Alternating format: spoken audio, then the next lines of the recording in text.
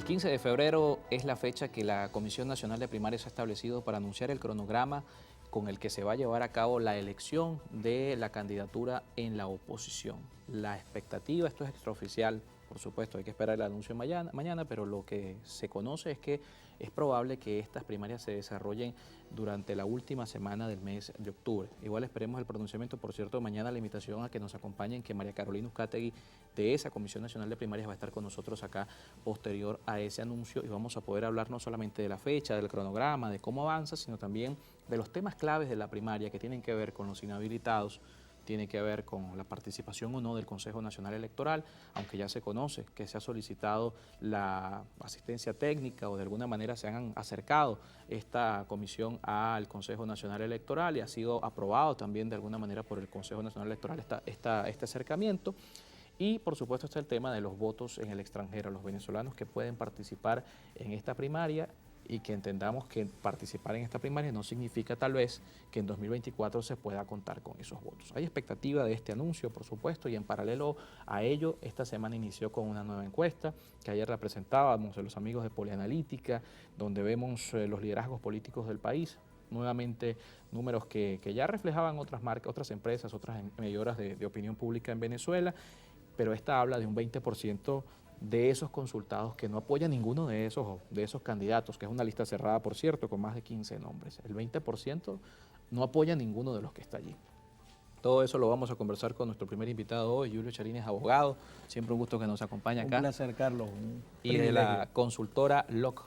Bueno, mucha expectativa de lo que puedan anunciar mañana, ¿no? Porque así como se está esperando esta fecha, como hay, por supuesto, dirigentes políticos apostando a este escenario, hay algunas voces que comienzan a decir que se está buscando implosionar la primaria, que el G3 está buscando secuestrar la primaria, y todo esto, de alguna manera, ¿cómo influye, ¿no?, en lo que puede ser la expectativa de este día de mañana? Mira, la primera cosa, Carlos, es que es muy positivo que se esté ya por presentar la fecha de las primarias, en tanto la primaria puede ser o está llamada a ser un mecanismo de movilización y de participación de la sociedad venezolana que aspira a un cambio político en el país. Yo creo que la comisión ha hecho una labor bien relevante en el sentido de escuchar a todas las voces y a todas las fuerzas vivas del país interesadas precisamente en promover el cambio político. Y bueno, al final esa comisión es un vehículo último modelo, nuevo de paquete, pero que al final no depende rigurosamente de la comisión que la primaria sea exitosa, sino que depende de los actores políticos que son los que al final postularán candidatos y de quienes al final depende la discusión y el debate que allí se plantee. Ojalá que ese vehículo, ese Ferrari nuevo, que es la comisión de las primarias, compuesta por unas personas de una extraordinaria hoja de vida. Y que la gente además reconoce esa labor, lo vemos en las últimas encuestas. Absolutamente, pueda significar precisamente el elemento que lleve a feliz término el proceso que se ha definido como el mecanismo para la escogencia del candidato presidencial de la oposición. De tal manera que creo que hay una expectativa interesante sobre el tema de la fecha de la primaria, que bueno, sabemos que será el último trimestre del año, y sobre todo queremos saber los detalles en cuanto a quiénes pueden y quiénes no pueden participar como candidatos, pero también quiénes pueden votar o no en la elección primaria. Bueno, todos esos detalles esperamos saberlos para luego esperar también cuál será el devenir político de esto. Porque como lo mencionaba antes, la comisión en sí misma está haciendo su trabajo, mañana planteará las reglas de juego, pero después tendrán los actores políticos pues que empezar a jugar, y ojalá que ese juego represente al país entero. Claro, y es un avance porque recordemos que en enero había mucha expectativa de que no se pudiera dar la primaria. Diciembre y enero fueron meses duros para los sectores políticos del país. Vimos señalamientos, una pelea de micrófonos, ¿no? Sí. ¿Cómo esto pudo también, y puede, porque ayer nuevamente veíamos a Enrique Capriles hablar de María Corina Machado, o sea, los señalamientos siguen en desarrollo, ¿no? Todo esto cómo influye no solamente en la confianza en el proceso, sino en los actores que allí se van a medir, porque la gente puede seguir teniendo la percepción de que los políticos se están peleando, se están matando por ver quién es el candidato. Mira, la primera cosa es que la primaria en sí misma es un proceso que convoca con amplitud a todos los sectores del país. Eso debe ser. Y la primaria es la consecuencia de la imposibilidad de llegar a un consenso. Si tú tienes a la clase política opositora totalmente erosionada, ¿cuál es la forma de que se logre un consenso ahí? No existe. Claro. Entonces, a pesar de que se habló mucho en un momento determinado de que no se iba a llevar a cabo la primaria, porque habían algunos grupos políticos que estaban promoviendo alguna candidatura por consenso, pues al final lo que sucedió en diciembre dinamitó inclusive esa posibilidad que nunca fue real, pero que bueno, que se conversó, claro, y se especuló en torno a eso.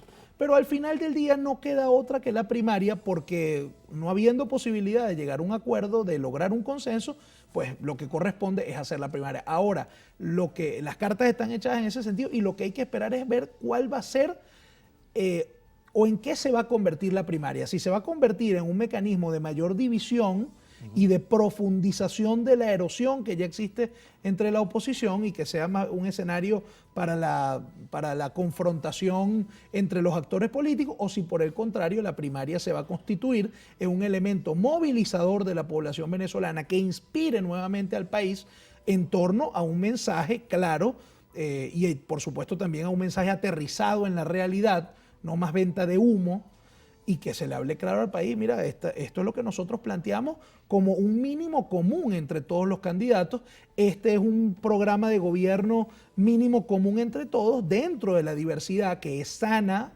Claro. En el debate es sano político, es sano que existan divisiones, pero yo creo que el país está esperando de la dirigencia política un mensaje mucho más serio, mucho más estructurado, mucho más propositivo, es decir, dejar de lado la confrontación estéril que al final no representa nada para el país y más bien conectarse con la realidad del país. Si de algo hoy adolece la oposición venezolana, por supuesto que el gobierno también, pero lamentablemente la oposición ha caído en una desconexión total con la población venezolana. Entonces, bueno, tú tienes allí que abres la posibilidad de los dibujos libres. Entonces ahí todos empezamos a lucubrar con ideas y posibilidades y outsiders. No, hermano, aquí lo que tiene, la responsabilidad que tiene la clase política al frente es precisamente encontrar el camino para plantearle al país algo que tenga que ver con las necesidades, las aspiraciones y la resolución de los problemas de la gente. Mencionábamos un número bien interesante en esta última encuesta que presentó Polianalítica. 20% de los consultados no iría por ninguno, es decir, 2 de cada 10 no apoyaría ni a Mara Corina, ni a Manuel Rosales, a Benjamín Rauseo o a Enrique Capriles. Eso también llama a la reflexión, ¿no? No hay un liderazgo hoy en Venezuela que tenga para ganar con una amplia ventaja. Hay una evidente crisis de representación. O sea, el país no se siente representado por nada ni nadie. Y desde el punto de vista político. Y entonces la gente refugia su confianza en actores que no son políticos, que son la iglesia, el empresariado, la academia, pero que son actores que están imposibilitados, bien por constitución o bien por realidad, a participar en política. Es decir, el problema está en que la gente no está viendo en sus actores políticos, en quienes están llamados a representarlo en las instituciones, no está viendo conexión con sus necesidades, no está viendo conexión con sus aspiraciones, porque la política se desconectó de la gente. ¿Y quiénes son los que de alguna forma le plantean cercanía al país? La iglesia, que tiene una capacidad instalada en todo el país y de alguna forma tiene mecanismos de acompañamiento, de asistencia social muy importantes, y el empresariado, que es sinónimo pues de prosperidad, de generación de empleo y sobre todo en el escenario como está planteado en los últimos tiempos, que es un escenario donde la economía se ha puesto de relieve. Y obviamente el sector empresarial está jugando un papel protagónico y por lo tanto la gente ve en el empresariado una fuente de confianza. Pero al final es una fuente de confianza que no va a llegar a nada desde el punto de vista político. Al final es responsabilidad de la clase política, de los partidos políticos, plantearle al país un debate serio, de altura. Y aquí eso incorpora al gobierno y por supuesto a los actores, a los distintos actores de la oposición. Hay una realidad política y la conversamos luego de la pausa. Históricamente las primarias son de los partidos. Las primarias se ganan con organización, movilización y maquinaria electoral de los partidos políticos.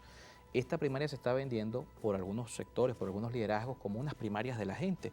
Pero históricamente vemos el caso 2012, el caso 2017, son primarias en las que participan las organizaciones políticas. ¿Qué importancia tiene esto de cara a lo que viene en este escenario que se va a anunciar mañana a la fecha, entendiendo que lo que estamos viendo de los partidos políticos es un archipiélago de opciones? El mejor partido, según las encuestas, digo en afinidad política, es Acción Democrática, y tiene un conflicto interno de una división. Tienen 2 puntos porcentuales y a lo mejor es 1 y 1, no sabemos cómo sea.